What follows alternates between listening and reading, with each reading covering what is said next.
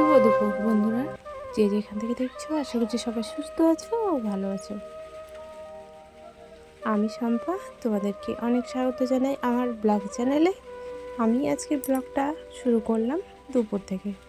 দেখো, আমি মার্শালে গেছিলাম জল নিতে, এক কলসি আর এক বালতি জল নিয়ে আমি চলে আসলাম। তো এখন জলগুলো আমি রান্না করে রেখে তারপরে যে কাপড়গুলো মেলে দেওয়া আছে, তো কাপড়গুলো আর কি আমি তুলে নিয়ে আসবো। প্রচণ্ড রোদ দিয়েছে জানো, তোমরা বুঝতে পারছো না যে কেমন রোদ করছে, কিন্তু রোদ খুব করছে জানো। তো চলো, একটু আমি অন্য জায়গায় গেছিলাম, তো তার জন্য চুড়িদারটা আর কি পরেছি আমি। চলো কাপড়গুলো তুলে আর কি আমি বাড়িতে আর কি রেখে দিই। তো যাই হোক, তো আজকে তারপরে তোমার দাদাভাই কিন্তু মানে মাছ কিনে এনে রেখেছে, সেটা আর কি আমাকে কাটতে হবে।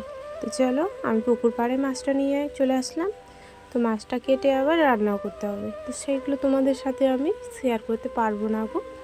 তো এখন মোটামুটি মনে করো যে বিকেল হয়ে গেছে, তো সেরকমভাবে ভিডিও আমি কয়েকদিন ধরে দিতেও পারছি না।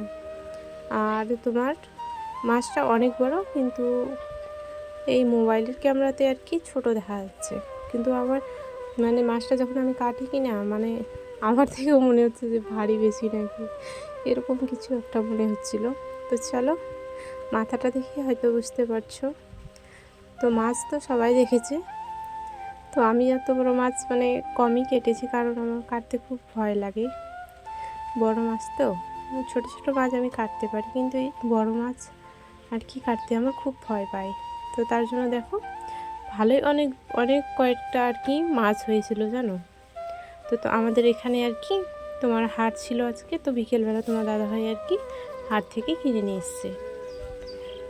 তো চলো, আর কয়েকটা কচু আর কি নিয়ে এসছে, ওগুলো পুকুরে আর কি ডোবানো আছে, তো ওগুলো আমি আর কি তুলবো। আগে মাছটা আমি ধুয়ে রেখে আসি, তারপর মানে কচুর গাছ থেকে আর কি কচুগুলো ছুটিয়ে আর কি রাখতে হবে।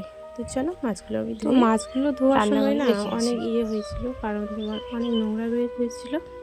আর আমাদের ঝাঁকা না নেই জানো, দেখো মাছগুলো কতগুলো হয়েছে, ঝাঁকা আমাদের নেই, তো তার জন্য ওই যে ফুটা ফুটা আর কি বাটিটাতেই আর কি ধুয়ে নিলাম মাছগুলো।